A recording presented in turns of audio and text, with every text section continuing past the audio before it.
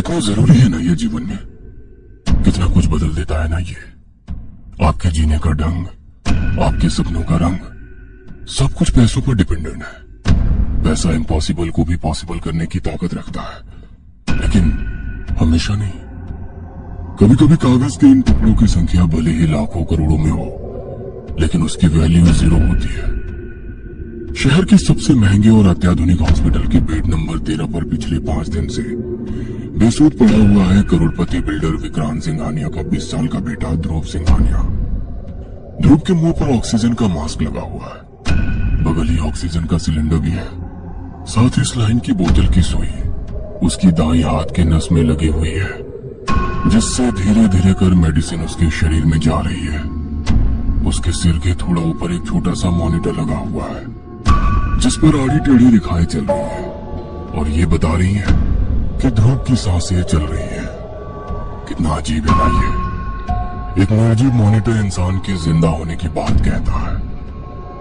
रात के यही कोई 1:30 बज रहे हैं। अस्पताल में पूरी तरह सन्नाटा है। अस्पताल की नसों को जमाई आ रही है, लेकिन फिर भी वो पूरा मुस्तैदी से अपनी ड्यूटी कर रही है। बाहर कुत्तों के भौंकने की आवाज लगातार आ रही है। कभी भौंकने की आवाज पूरी तरह बंद होती है, तो कभी वो एक साथ रोने लगते हैं। ऐसा कहा जाता है कि कुत्तों का रोना दुर्भाग्य की निशानी है। वही दुर्भाग्य जो ध्रुव सिंघानिया को मौत के मुंह से खींचने के लिए तैयार खड़ा है। ध्रुव के प्राइवेट वार्ड में उसकी मां साक्षी सिंघानिया काफी देर तक अपने बेटे को देखती रही। फिर उसे भी नींद आ गई और वो गहरी नींद में सो गई।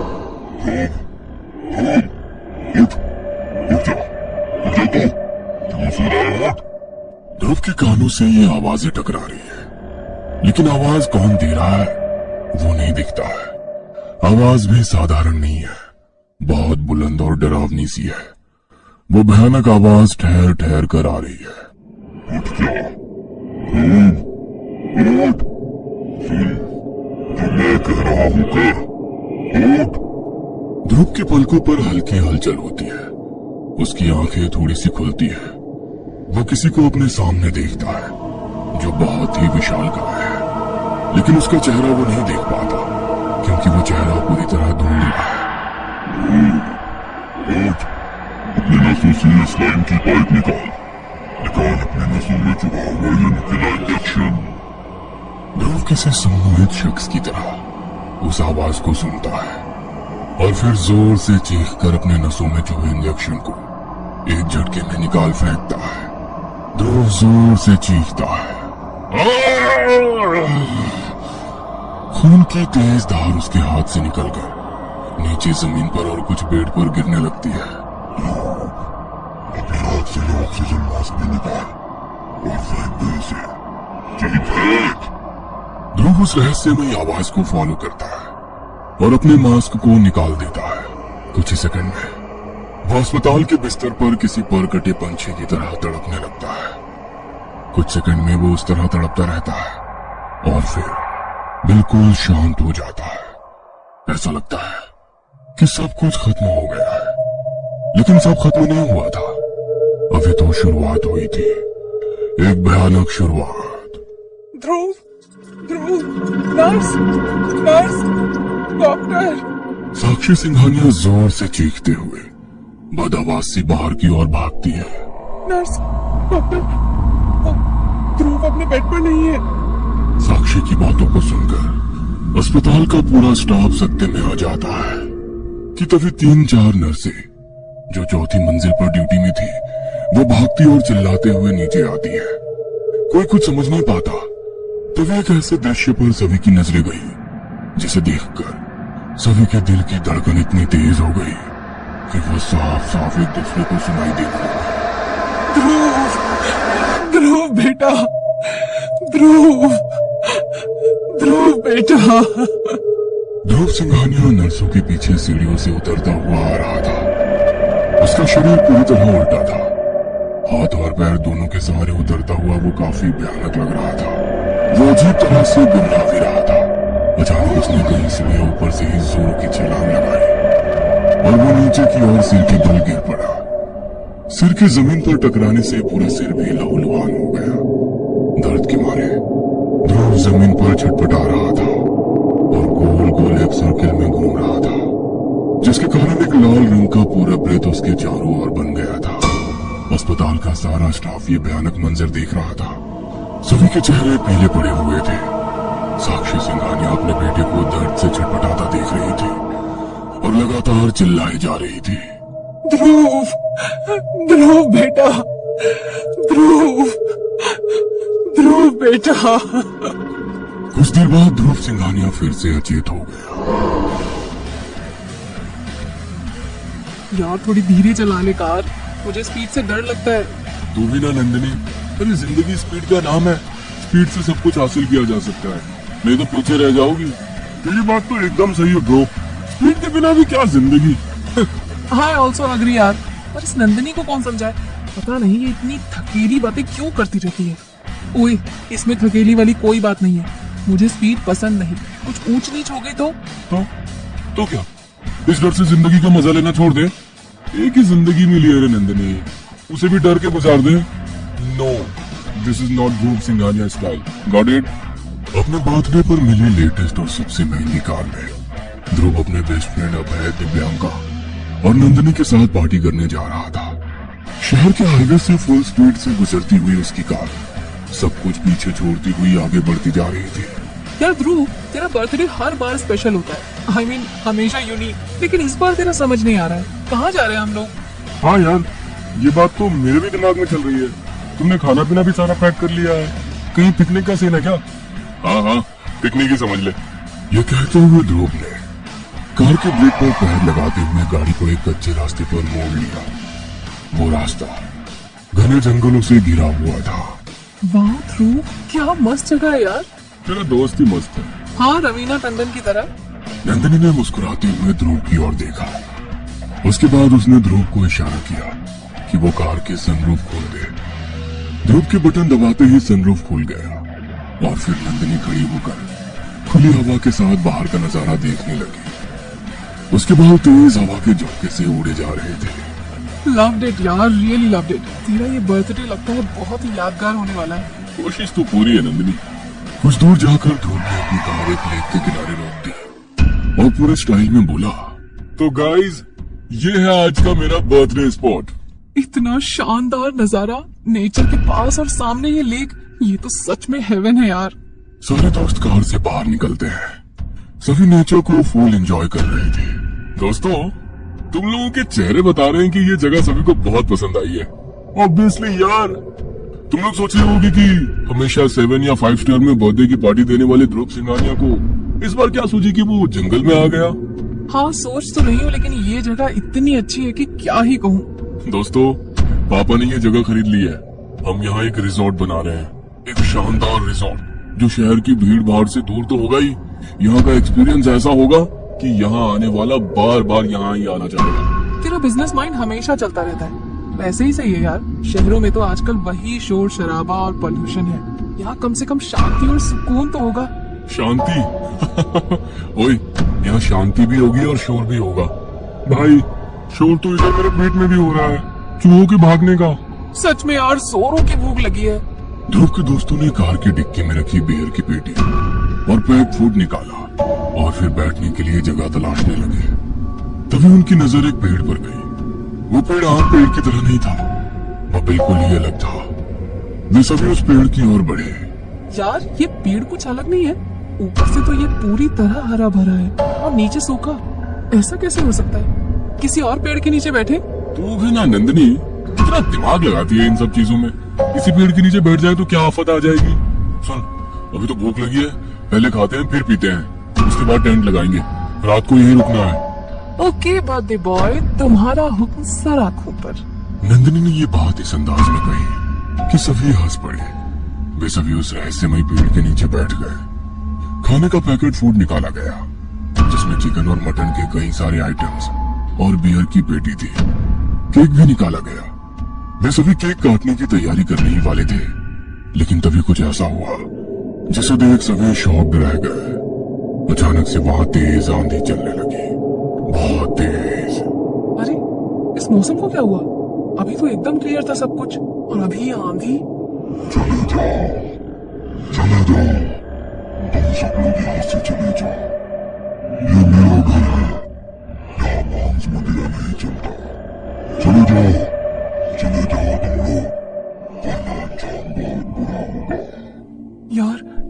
ये कैसी आवाज है, इतनी भयानक। मुझे तो डर लग रहा है। कैसी आवाज दिव्यांका? तुम लोगों ने वो आवाज नहीं सुनी क्या? आवाज? कौन सी आवाज? अरे यार, अभी मुझे लगा कि कोई मुझसे कह रहा है कि चले जाओ यहाँ से।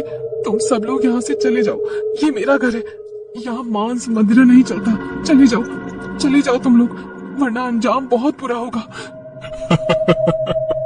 अभी हमने बियर पी भी नहीं और तुझे चढ़ गई। यार यहाँ हम 4 लोग हैं और तुझे ही वो आवाज सुनाई दी। तुम लोग मेरा यकीन करो, कोई मुझसे ये कह रहा था यार। हाँ यार, कुछ तो गड़बड़ है।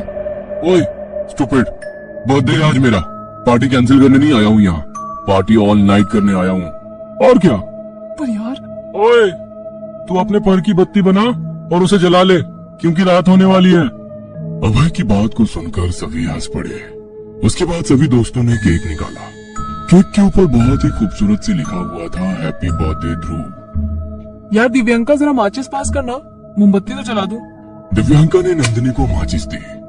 नंदिनी माचिस जलाने की कोशिश करने लगी, लेकिन माचिस की तिल्ली जैसे ही चलती, अचानक से तेज हवा चलने लगती और वो बुझ जाती। कई कोशिशों के बावजूद भी वो तीली नहीं जली। बड़ा अजीब है यार, जैसे ही तीली जलती है तेज हवा चलने लगती है और तीली बुझ जाती है। तीली के बुझते ही हवा भी रुक जाती है, फिर तीली जलाती है तो फिर से हवा चलने लगती है। नंदिनी की बातों को सुनकर ध्रुव ने अपनी जेब से लाइटर निकाली और नंदिनी से कहा, स्टूपिड, दिमाग से काम ले, अब नहीं बुझेगा। नंदिनी ने लाइटर जलाई, लेकिन फिर से तेज हवा चलने लगी। उसने बहुत कोशिश की कि वो नहीं बुझे, लेकिन ये हो नहीं सका। और सबसे बड़ी आश्चर्य की बात ये कि उसके बाद लाइटर जली ही नहीं। नंदिनी ने लाइटर ध्रुव को वापस कर दी। उसने उसे शर्ट की जेब में रख लिया। लगता है इस बर्थडे पर बिना मोमबत्ती जलाए ही केक काटना होगा। गाना तो गा सकते हैं। Happy birthday to you, happy birthday to you, happy birthday dear Dhruv, happy birthday to you. बिना मोमबत्तियों के ही केक काटा गया। सभी ने केक की एक एक बाइट ली। फिर उन्होंने मोबाइल के ब्लूटूथ से कार के स्पीकर को कनेक्ट किया और बॉलीवुड सॉन्ग बजाने लगे। इधर प्लेट में खाना भी निकाला जाने लगा। लेकिन तभी ध्रुव ने शर्ट की जिस जेब में लाइटर रखा था, उस जेब से अचानक से धुआं निकलने लगा। ध्रुव को इस बात का अंदाजा नहीं था, लेकिन नंदिनी की नजर अचानक से उसकी जेब की ओर गई। ध्रुव, ये तेरी पैकेट से धुआं कैसे निकल रहा है? ध्रुव कुछ समझ पाता, उसके पहले ही उसके पैकेट से आग निकलने लगी। आग! आग! ये आग कैसे लग गई? ध्रुव भी पूरी तरह डर गया, लेकिन एन वक्त पर उसने अपनी शर्ट उतार दी और उसे दूर फेंक दिया। Oh my God, ये क्या था यार? ये आग कैसे लग गई? लाइटर तो जल ही नहीं रही थी, फिर ये कैसे हुआ? किसी को कुछ समझ नहीं आ रहा था। सभी के चेहरे पर डर साफ साफ दिख रहा था। इसी बीच ध्रुव ने माहौल को लाइट करने की कोशिश की। गाइस, जो होना था हो गया, चलो अब मूड की बैंड नहीं बजाते हैं, खाना खाते हैं। प्लेट्स में खाना निकाला जाने लगा। क्या मस्त खुशबू आ रही है यार, भूख तो और बढ़ गई है, तो पेट भर खा लेना भुक्कड़। सारे दोस्तों ने नॉनवेज खाना शुरू किया और साथ ही बियर का घूंट मारने लगे। बियर का घूंट मारते मारते अचानक नंदिनी की नजर उस पेड़ के ऊपर गई और वहां उसने जो देखा, उसे देखकर उसके रोंगटे खड़े हो गए। उसने देखा कि पेड़ की डाली पर कोई पैर लटका कर बैठा हुआ है। उसके पैर बहुत ही लंबे हैं और उसकी 2 बड़ी बड़ी आंखें उसे गुस्से से घूर रही है। गाइस, वो देखो, वो कौन है पेड़ पर? वो हमें घूर रहा है गाइस, देखो उसे इधर। नंदिनी की बातों को सुनकर सभी ने पेड़ के ऊपर देखा, लेकिन वहां तो कुछ भी नहीं था। क्या यार नंदिनी, पहले से ही फटी पड़ी है हम लोगों की, और तू है कि अरे पेड़ पर तो कोई नहीं है। नहीं यार ध्रुव, मैं झूठ नहीं बोल रही, मैंने सच में किसी को ऊपर देखा, वो हमें बहुत भयानक तरीके से घूर रहा था। कई बार फिर से सभी ने उस घटना को इग्नोर किया और चिकन और मटन का आनंद लेने लगे।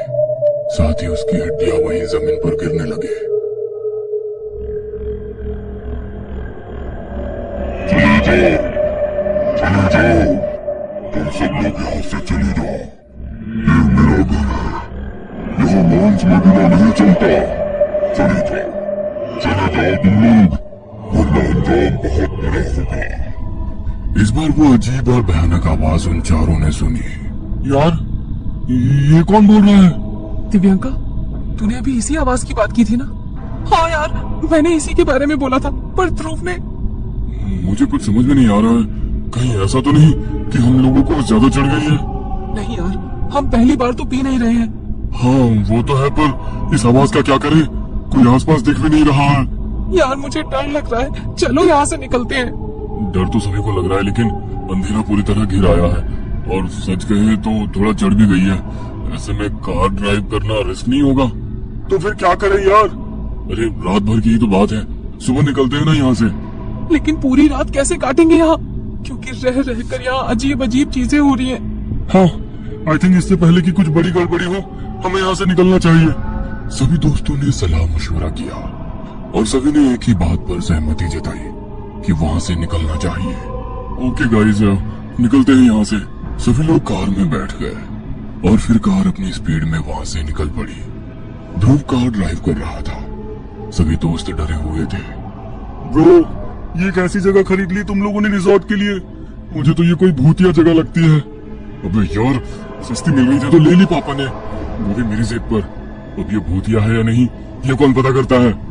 ध्रुव की कार आगे बढ़ रही थी।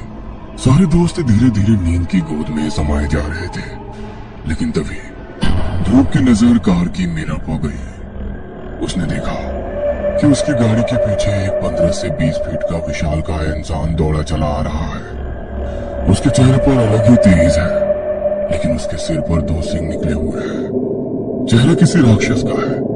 उसके बदन पर जनेऊ है, लेकिन पूरा बदन खून से लथपथ है। उसकी सुर्ख लाल आंखें ऐसी थी जैसे कि चूल्हे में गर्म कोयला। वो इंसान और राक्षस का मिश्रित रूप था। ध्रुव उसे देखकर पूरी तरह डर गया। उसने एक्सीलेटर को अपना पैर और जोर से दबाया, लेकिन तभी वो पीछे भाग रहा विशालकाय राक्षस उसकी गाड़ी के आगे चलना शुरू कर गया और उसकी कार की जोरदार टक्कर उस राक्षस से हो गई। नंदनी जोर से चिल्लाई। ध्रुव की कार उस राक्षस से टकरा गई, एक बड़े से पत्थर से जा गिरी और कार रुक गई। ध्रुव, क्या हो रहा है? तू पागल हो गया क्या? गाड़ी कैसे ठोक दी तूने? यार नंदिनी, यार राक्षस, मैंने एक राक्षस को देखा, विशालकाय राक्षस, गाड़ी के पीछे भागते हुए, और फिर अचानक से वो गाड़ी के आगे आ गया और मेरी कार की टक्कर उससे हो गई। क्या बात कर रहा है ध्रुव? कौन सा राक्षस? कौन था गाड़ी के पीछे और कौन आगे आगे? हाँ यार, ये राक्षस कहाँ से आ गया? अब राक्षस कहाँ होते हैं? राक्षस तो सैकड़ों साल पहले होते थे ना।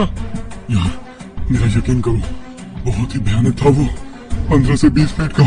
वो पंडित भी लग रहा था और राक्षस भी। उसके सिंह थे यार, बड़े और नुकीले। ध्रुव, तू पागल हो गया।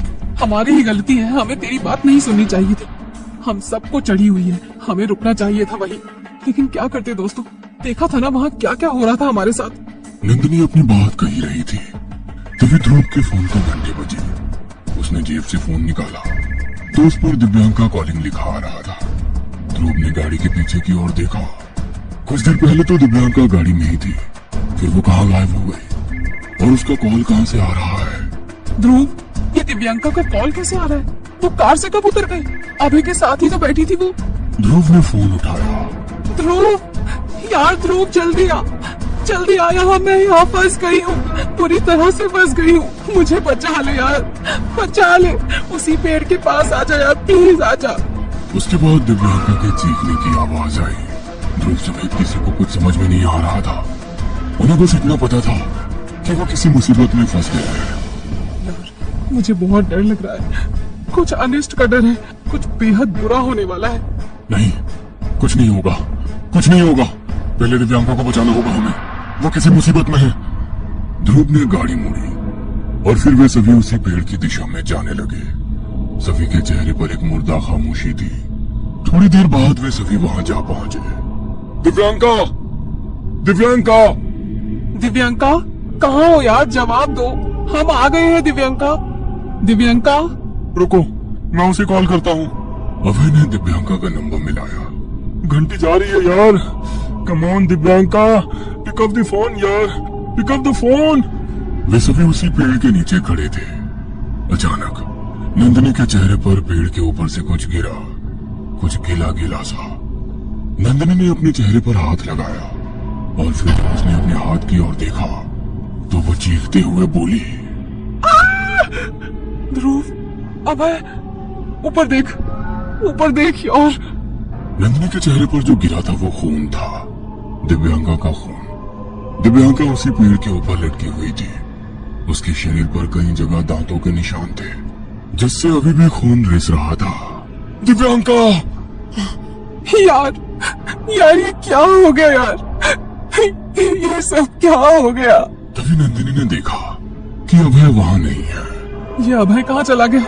उसी समय उनके कानों में मोबाइल की घंटी की आवाज आई। वो आवाज दूर झाड़ियों से आ रही थी। नंदिनी, अभय दिव्यांका को फोन ट्राई कर रहा था, वो जरूर इधर ही गया होगा। दोनों झाड़ी की ओर बढ़े, लेकिन तभी अभय के भी चीखने की आवाज आई। ध्रुव, इधर मत आना, मत आना इधर। नंदिनी, इधर मत आना, यहाँ एक राक्षस है। ध्रुव और नंदिनी ने अभय की कपकपाती आवाज सुनी तो वे भीतर तक सिहर गए। यार, हमें अभय को बचाना होगा। हाँ यार, चल। लेकिन वो उस तरफ बढ़ते, उसके पहले ही अभय का तड़पता और लहूलुहान शरीर उनके आगे आ गिरा। भाग, भाग यहाँ से, भाग! ध्रुव ने नंदिनी का हाथ थामा और बदहवास सा भागने लगा। वो भागता रहा। चांद धीरे धीरे आसमान से गायब हो रहा था। कुछ घंटों बाद सूरज नई रोशनी के साथ झांकने लगा था। ध्रुव और नंदिनी अभी भी भाग रहे थे, लेकिन अब वो जंगल नहीं था जहाँ वो भाग रहे थे। वो थी शहर की पक्की सड़क। यार, प्यास लग रही है, बहुत जोरों की प्यास लग रही है, गला भी सूख रहा है। मेरा भी यार। कुछ देर बाद उनकी नजर सड़क किनारे खड़े नारियल पानी वाले पर गई। वो भागकर वहां पहुंचे। भैया, नारियल पानी पिला दो। कहां से भागे भागे आ रहे हैं साहब? भाई, अभी पानी पिला दो, बाद में बताते हैं कहां से आ रहे हैं। नारियल पानी वाले ने ध्रुव की बात को सुनकर मुंह बना लिया। उसने नारियलों के ढेर में से एक बड़ा सा नारियल उठाया और उसके ऊपर अपनी नुकीली छुरी को जोर से मारा। लेकिन तभी जो हुआ उसे देखकर ध्रुव का शरीर पूरी तरह कांपने लगा। उसने देखा कि नारियल पानी वाले की जगह पर वही राक्षस खड़ा है और उसने नारियल पानी पर नहीं, नंदिनी के गले पर प्रहार किया है।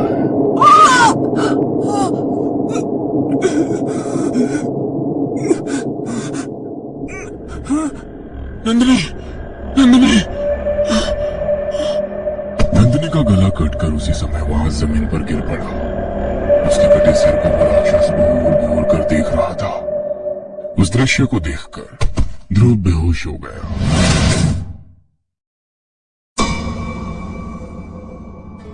ये कहानी आपको अच्छी लगी हो तो हमें सब्सक्राइब करें।